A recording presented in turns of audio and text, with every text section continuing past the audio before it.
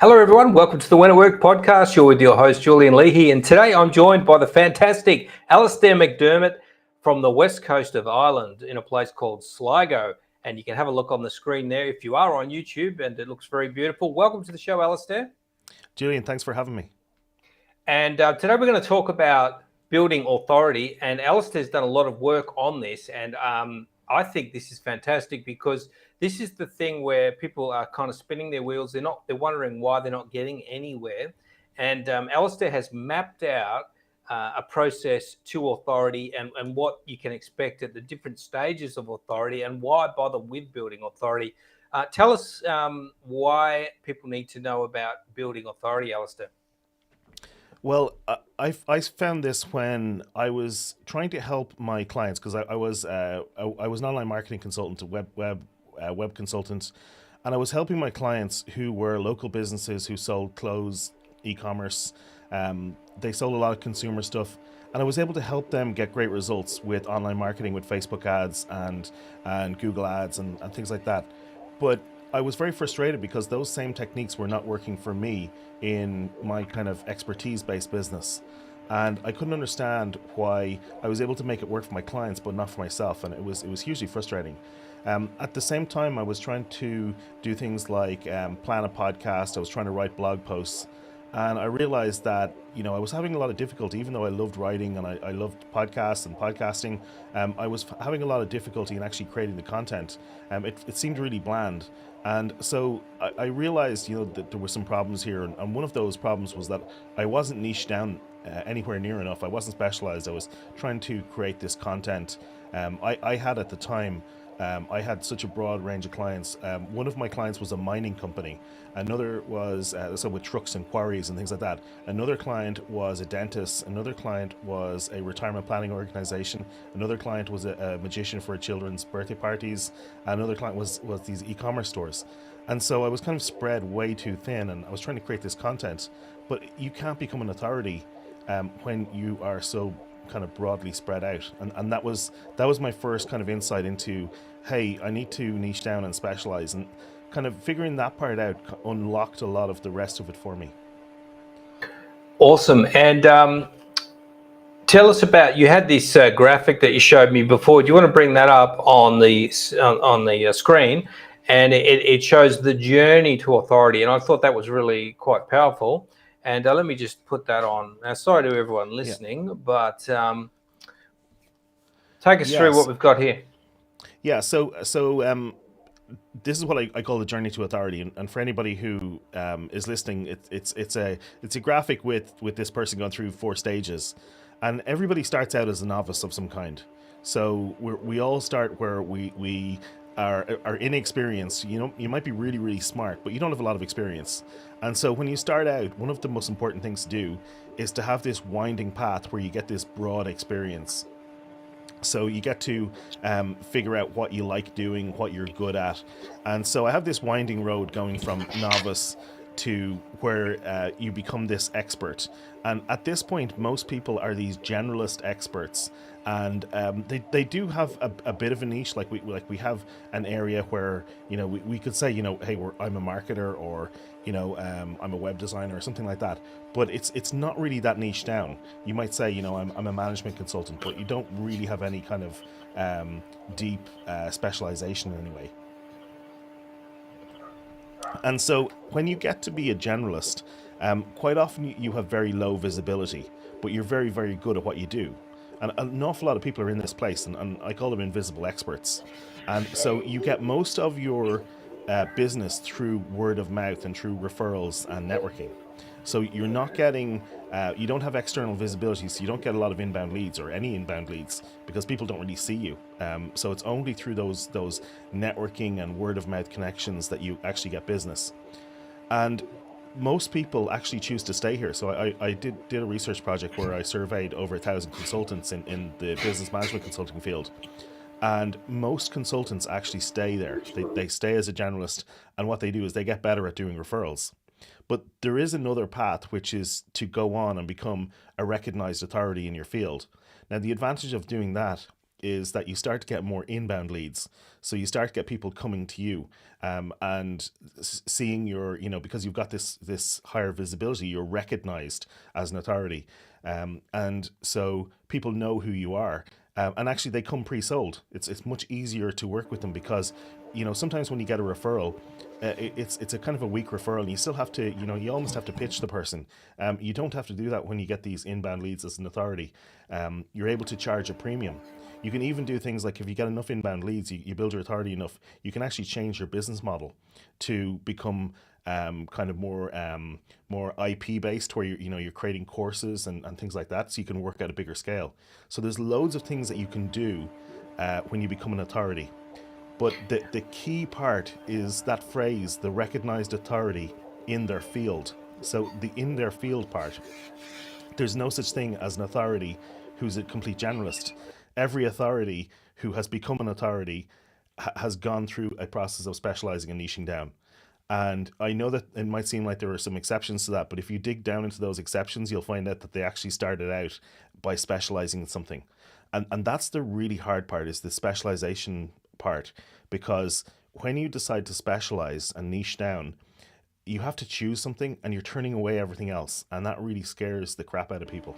It's terrifying. It does, Alastair, and but people need to understand that if you try to please everybody, you end up pleasing nobody. And the other one is that when you really stand out and really call out to your particular people, and even push other people away, sometimes push the wrong people away, it really galvanizes you with the people you are calling out to.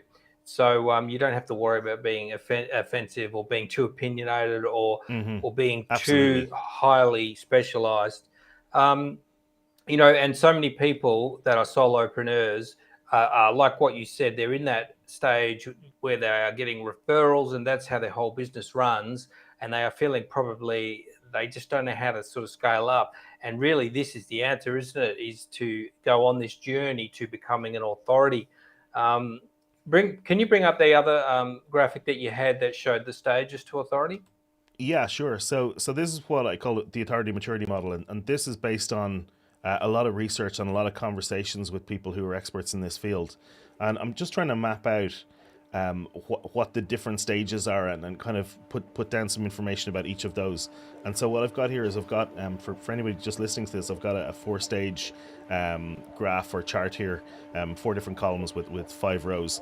And so it goes from novice to generalist to specialist to authority, and it's just for each stage there's a step that you can take, an action that you can take that will bring you to the next level. So when you're a novice, getting more experience is what's going to take you up to being that generalist expert. And when you're a generalist, the next step is to niche down, is to specialize, and that will take you to the next stage of being a specialist.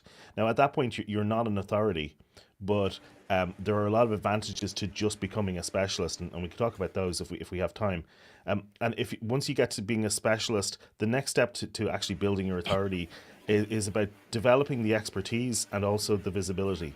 So it's about publishing and speaking and doing things like this. Podcasting like this is a perfect example, and doing some research, like some small scale research, can really help here, because it can help you to figure out those patterns, and can help you to just have a greater understanding, a much deeper level of expertise than somebody who's a generalist who kind of dabbles in your speciality.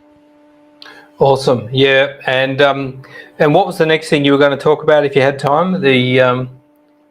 Yeah, so most people who I'm talking to, and maybe a lot of people listening to this, they're already at that generalist expert stage, that invisible expert. And so the next step for them, before they can become an authority, the next step is just niching down and becoming a specialist. And so some people, there's a lot of fears around that specialization step. I'm going to I might pick the wrong thing, or I'm going to get bored. There's or just the sheer terror of, okay, I'm going to say that I only do this one thing now. Do I have to divorce all my existing clients?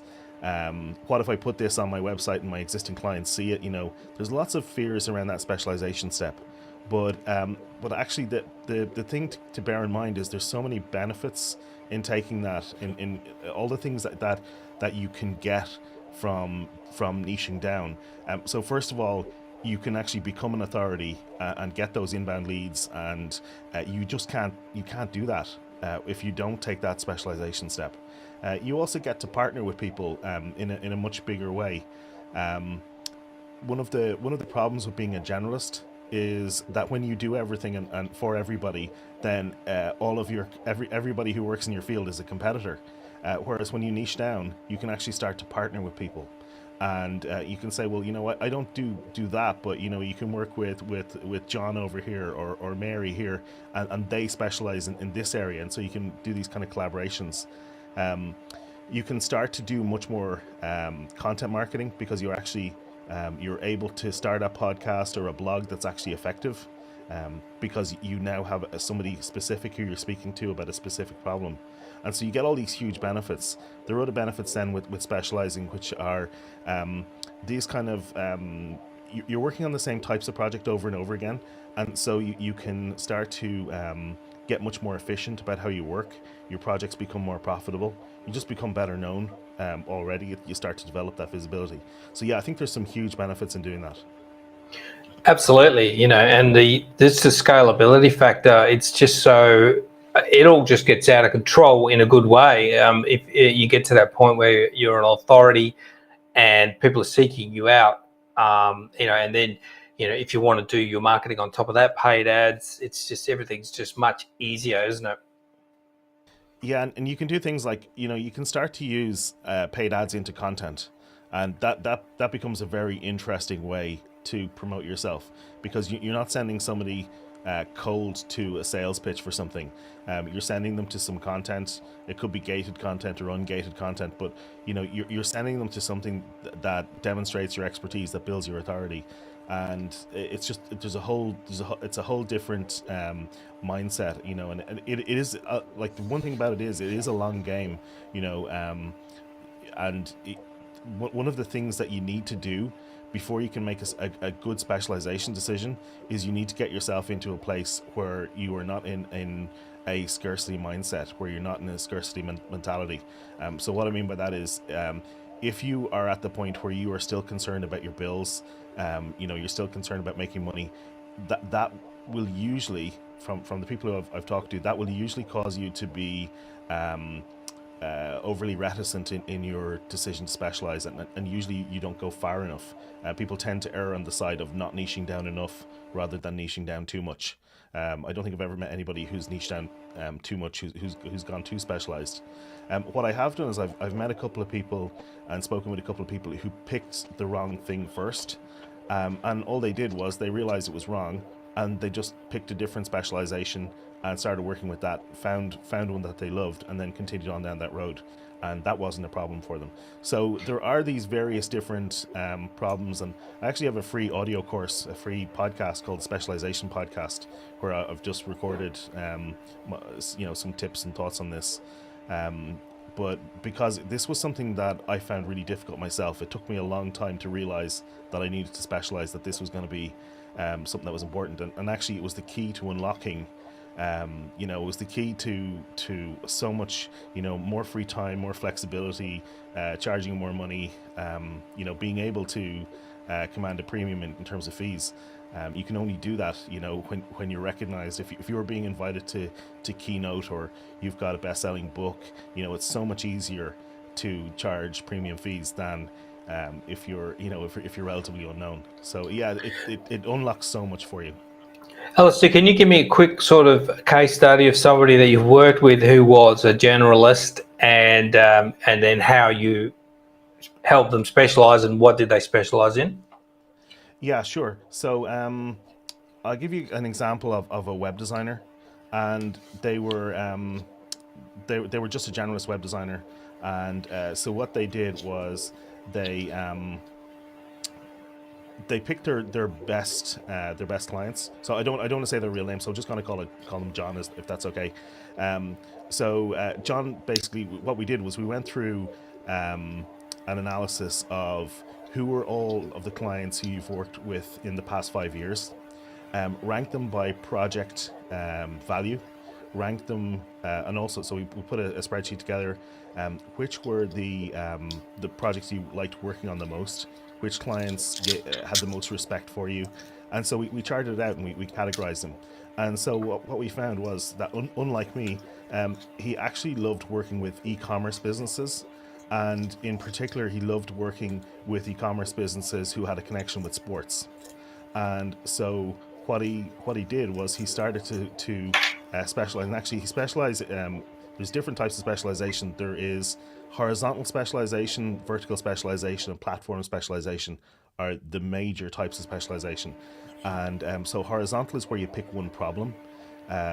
Vertical is where you pick an industry, and platform is where you pick a platform or a tool to work in. And so you can have a combination of all of those. I think that it's really great idea to have a vertical element to the specialization. There is some huge benefits in doing that. So that's where you say that you work in a particular industry. So what John actually did was he picked Shopify as a platform, which was an e-commerce website platform. And so he specialized in working with sports brands, sports retailers who wanted Shopify websites. And so he picked the specialization of the industry of being the sports industry, sports retailers, which is a bit more niche down. And then specifically he wanted to use Shopify, and that was the platform that he used and knows really well. And so because he was one of the very few people who specialized in that, I don't think there's anybody else out there. He now dominates in that area. So if you look up Google, you'll find blog posts, articles. It's very easy to dominate because you can become, if you niche down enough, you can genuinely become the best in the world at that one thing because you've picked a narrow enough niche. And I think that's the key is you pick a tight enough niche. You pick something that you're really interested and passionate about, and that will that will just give you it just opens up so much to you. So that's one example. There's a couple of things I mentioned there. I just want to briefly talk about the different types of specialization because I think it's important. The thing about horizontal is it's the kind of the default mode that people go to. So they specialize down, they niche down in one problem. So they might niche down in like search engine optimization or something like that. So that's like still quite broad, but it's focusing on this problem of getting more traffic to your website. Or you could say you niche down in email marketing, for example. Or it could be change management, for consultants. That's the kind of horizontal specialization. If you look at vertical specialization, which is where you actually pick an industry, there are some huge advantages. I think it's actually like a silver bullet. When you pick a vertical to specialize in, what happens is, first of all, each vertical usually has each industry usually has its own industry terminology that you can learn about. But also, once you start to work within an industry, your clients tend to congregate. So they tend to have industry trade shows and conferences. They tend to have trade journals and trade magazines, and they tend to know each other. They also have industry associations that you can join, that you can become an associate member of, for example. And so if you pick a vertical, there are some huge advantages to it. Platform is an interesting one because there are pros and cons to platform. And so one pro of a platform is if you can get in early at the start of a platform when it's just being developed, the people who own the platform will see you as one of the first service providers working with their platform, and they will tend to promote you a lot. And you'll be early as well, so you won't have as much competition. What can happen though is one of two things can happen. Either the platform will grow or it'll die off. And if it dies off, obviously you just have to start again. That's just unfortunate. If it grows, usually as platforms grow and become more successful, they commoditize over time, more suppliers come in.